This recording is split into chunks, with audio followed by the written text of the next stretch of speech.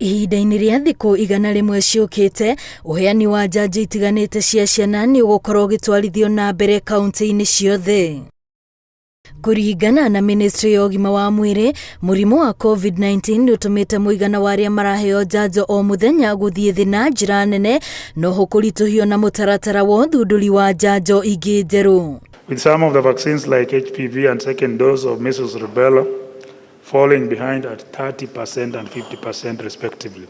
And I'm sure this situation has been worsened by the COVID-19 pandemic because of the mitigation measures that we put in place. O mwaka thirikari nĩ ĩkoragwo na itanya rĩa gũtigĩrĩra ciana mirioni 1.5 nĩ ciaheo njanjo, ũndũ ũrĩa ũtũmĩte moe ikinya rĩa kwambĩrĩria mũtaratara ũyũ nĩguo gũtigĩrĩra ũndũ ũyũ nĩ wakinyanĩra, no na ciana iria itahetwo njanjo imwe nĩ ciaheo. We are going to utilize the community health volunteers, opinion leaders at the community level to ensure that children who had missed out on their vaccination are reached.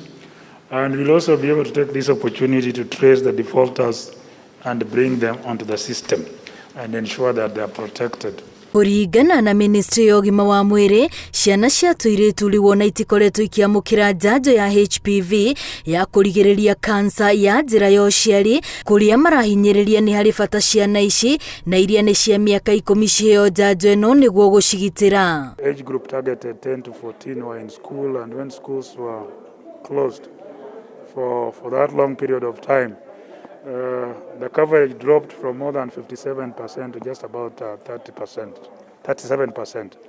And therefore, we are targeting to reach 70% of the 700,000 girls during this period. Mũtaratara-inĩ ũyũ, thirikari cia kaunti nĩ ciũrĩtio gũteithĩrĩria gũtigĩrĩra ciana iria irĩ thukuru ona iria irĩ mĩciĩ-inĩ nĩ ciagunĩka, no ho gũtigĩrĩra atumia aritũ nĩ maheo cindano iria ciagĩrĩire.